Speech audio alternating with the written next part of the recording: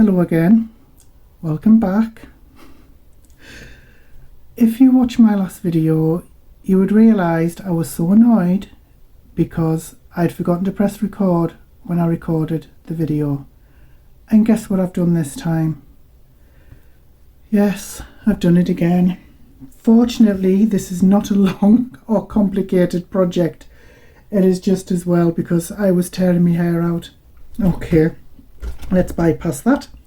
What we're going to be making today are these little expandable file folders or document folders. You can see it's got a little gusset in there. So that's not quite dry yet because that's the one I made on camera, which I thought was rolling when it wasn't. So these are expandable. So what you do is you can push out the sides like that. If it get out. And you can, there's going to be 3 score marks on the top and bottom, so you can expand them like that and like that. So they're great for storing things, and you're not limited to the actual width of the folder. You can, yeah, it expands like that, so you can get quite a lot in these. I do suggest that you use quite thick cardstock if you can, but I mean, if you just want to practice, you can just use an A4 piece of paper. You can use printer paper just to practice. You can use cheap cardstock. I'm using some pattern paper. So what we need to do is we need a piece 10 by 6, and I've forgotten to score it. Give me a minute, I'll be right back. So there is quite a lot of scoring to be done, but if you remember from any of my last videos, what you can do to score, so for instance, I'll just quickly show you with a pencil and a ruler. If you don't have a scoring board, which they can be quite pricey, so what you could do is measure top and bottom, measure it along, top and bottom, and then what you can do is whatever you use to score, you can use a pen blade, you can use a pair of scissors, which I wouldn't really recommend, you can use a bone fold, you can use a bank card, anything, just score the lines like that way. You don't need a scoring board. There are usually ways around it when it comes to crafting, because crafting can be expensive, but anyway, you get a decent score doing that way. It is more long-winded. I mean, a scoreboard, if you can afford one, is probably one of the best things you could buy as a crafter because it's going to save a lot of time. But yeah, so just measure along and score. So what you would do here, if you haven't got these need to be scored at 2.5, 2 3/4 and 3. I don't know if you can see it because the paper I'm using is patterned and it's quite difficult to see. So what you would do is you would measure along there, those 3, top and bottom, and then score down, turn it around, and then score again at 2.5, 2 3/4 and 3. Obviously it's going to be much easier with a scoreboard, but like I say, you can do it. Okay, I'm finding myself a bit now. So as I said, you would score these at 2.5, 2 3/4 and 3, and then turn around and do the same from that end, or whichever end you score from. And then you would need one piece of 2 inches by 2 1/4, scored at every 1/4 of an inch. This is to make the 2 gussets. We'll put that to one side for now. So if you're using a directional paper, you would have to be careful about which way you fold it. As you can see, just get these one I made early when I was practicing. So this looks fine there, but you turn it over and the pattern is going to be upside down. So just bear that in mind. But if that's the look you want, that's entirely up to you. So first of all, it doesn't matter for this because it's not really directional, but whichever's going to be the top, you would fold at the very last score. So it'll be the 3rd one up there, score from the very last one. And then if this is going to be the bottom, you would fold it on the middle score line, just there. That is your folder. Simple enough once you get past the scoring. But if you can afford a scoreboard, like I said, I mean, do get one. So if you wanted to leave it there, make it even easier, You could put a tiny strip of glue at either side, keeping away from that score line, because you're going to need to access that if you want to make it expandable. So you could put a piece of glue at either side, fold it over, and that's it. You're done.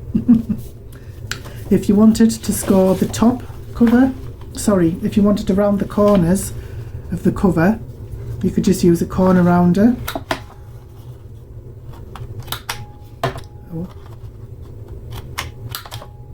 Sort of went a bit itchy, but never mind. But you don't have to do that. I mean, there are ways to do it without a corner rounder, because they can be pricey as well. But don't do what I did, if I can find it. I thought I'd try and be clever and round the corners of the bottom of the folder. Well, as you can see, that did not exactly turn out right, so don't do that. Learn by my mistakes. But that's the point of making prototypes and practicing, just so you can iron out any wrinkles and get it as perfect as you can anyway. So yeah, so you can round those if you want, but it's absolutely not necessary. So now what we're going to do is we're going to sort out the little gussets. I don't know what it is about today, but I was in the middle of doing all this and I realised my phone had shut down because the battery ran out.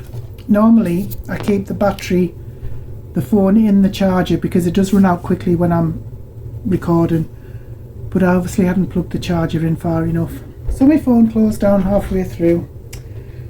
So, well, I think I was on doing the gusset. So the gusset was 2 by 2 1/4 inches, scored at every 1/4 of an inch. So to make the gussets, all you have to do is fold it in half, just fold it on that middle score line. Squash it, because we're going to cut that. See, I've even put my scissors away because I thought I'd finished filming. So you just need to cut it down the middle. I'm sure mine won't be straight, but I'm sure yours will be. Oh, oh well, I've done worse. So if you're using a double-sided pattern paper, which I'm not, you would have to decide which is going to be your main piece of pattern, the one that you want to show. So when you've decided which is the main piece, which is obviously this, the main pattern, which is this for me, turn it over, and what you do is you start folding concertina fashion. So the first score line you fold away from you like that, then you turn it over and fold it back on the next score line, and then turn it over again and fold it over on the final score line. I'll show you that again. So make sure your main pattern is facing down, fold it over away from you on the first score line, turn it over, fold it back on the second score line, turn it over again and fold it away from you on the final score line there. So these are your little gussets. So when you have your little gussets or your little concertina folds like this, these are called mountains and valleys. So your mountain and then your valley, then your mountain.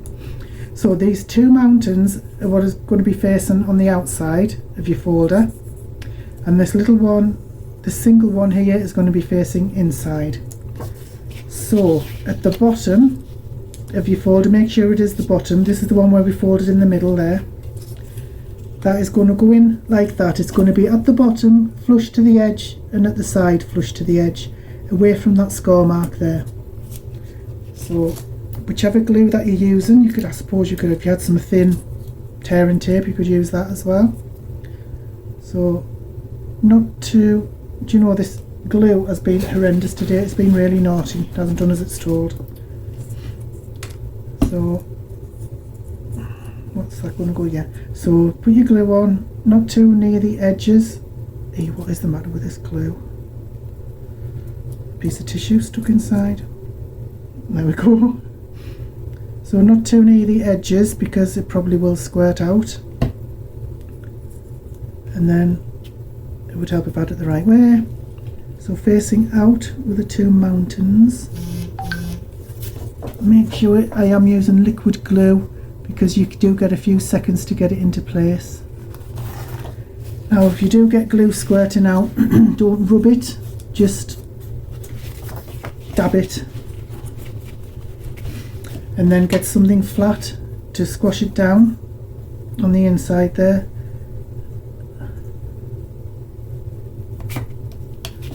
And then on the outside, go in between the two and squash that down, get it really stuck down there.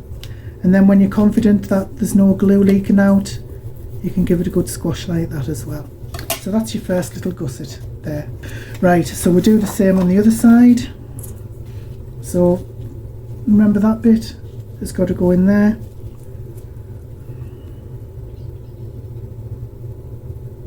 So keep away from the edges. I'm going to put that down on there. Once again, making sure that it's flush to the edge and to the bottom. Dab away any glue. Oops. I don't think that's quite flush to the edge. And then inside, give it a good squash down. That's where it needs to be stuck.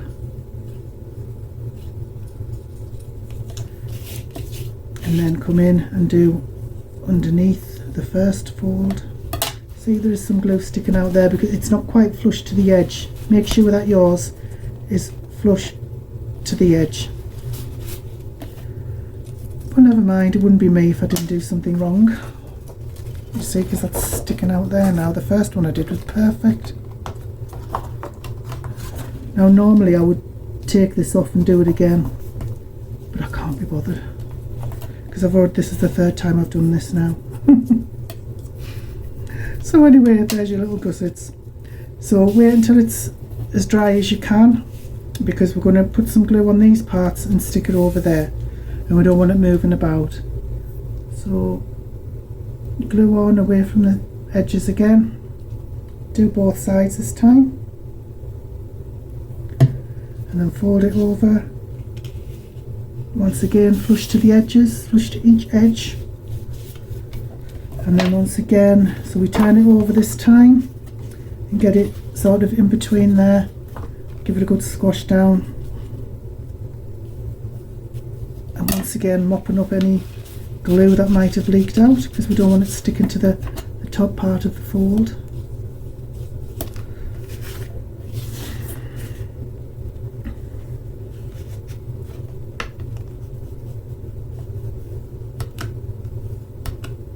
Just make sure it's really well and truly stuck. So then you can come out and give it a good press again on both sides. I don't think I've ever been so happy to see the back of a project, even though it's a simple one. Oh, for goodness sake, it's just been a nightmare. It's taken me all morning to do this because of one thing or another. So anyway, there's your little folder. Easy enough. Very easy project, but you can see there, because I didn't get it flush to the side, that's sticking out a little bit, which is a shame because the others turned out quite nicely, of course. But just as long as everything's flush, you can put, if you want to put a fastener on, you can do that. You can put some twine around or some wool. You can put ribbon around. You can just leave it like that if you want. It's up to you. If you want to, you can round the corners of the top fold there, so that just looks a bit nicer, I think, but you don't have to do that. There are ways to do it without using a punch, but they are quite pricey, so some people can do it with scissors. I can't do that. I just haven't got the the ability to do that. Believe me, I have tried. So there you go. So I have now made 3 of these because of one thing or another. So anyway, at least I've got a nice little set. So yeah, as I said before, you can just, for some reason that hasn't gone right, of course, but you can make these expandable. You can expand them by pushing out the gusset and folding it over, by folding out these ones, so you end up with something like this. Don't want to go into all that again, but yeah, the expandable, and good for storing any little bits and bobs that you have. So regardless of how long this video has taken me, I hope it hasn't been too long, and I hope you have found it useful, because this is, technically a nice simple project. It's just me that makes it look difficult. Oh, don't even ask. So I really appreciate you staying with me to the end, if you have done anyway, if you've managed it. And I would really appreciate your subscription. I would appreciate if you comment and shared. And also don't forget to look in the description, because I will leave a link to the workbook that I'm going to make with all the measurements and the directions and what have you to make this. But it is very simple. But anyway, thank you once again for watching and have a great day. Bye bye now.